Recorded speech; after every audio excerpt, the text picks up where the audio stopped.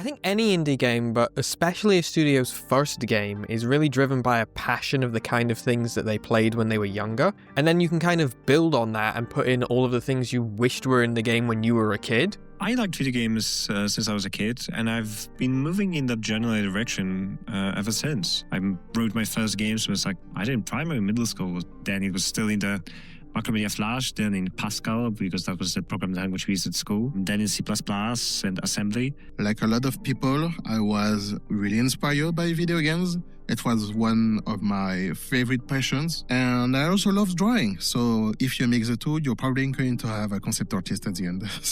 So, yeah. I spent all my life playing games and immersing myself in fictional worlds.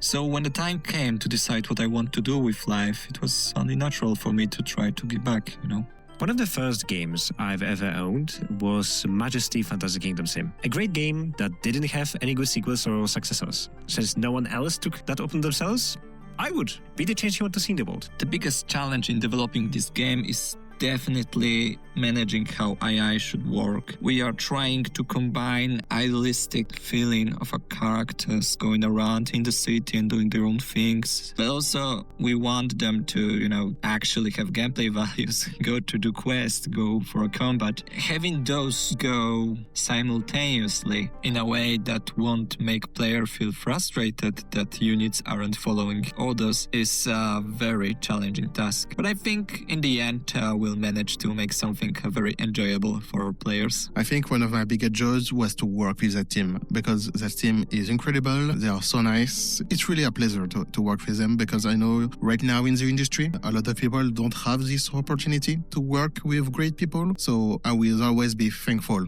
for this. It's really, really nice. It's been great to just work with the rest of the team. I'm consistently blown away by all of the art assets that come through. And then being able to share those art assets to the community Discord and seeing people rally behind the cast of characters. Working with the voice cast too has been fantastic. Seeing people play the game and the passionate discussions on our Discord around the demo release. Many people have many great ideas and there was a lot of lively discussion. I think the first thing that catches people's eyes is the way the game looks, and that's all down to the art team.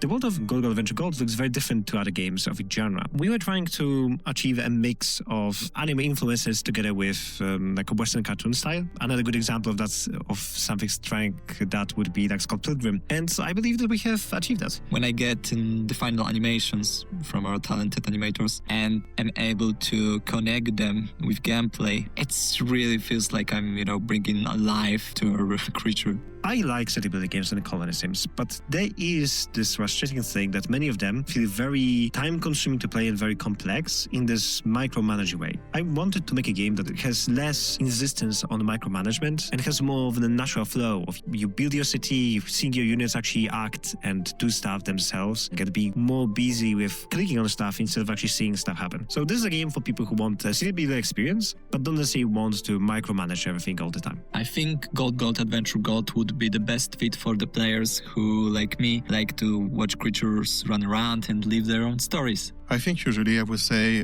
someone who loves city building game will love Gold Adventure Gold, but we have so many ideas into the game that I'm sure it's going to be love for someone who not used to that type. I really hope a lot of people will enjoy the game and give us feedback so we can improve it. So yeah, I think it's the most important part.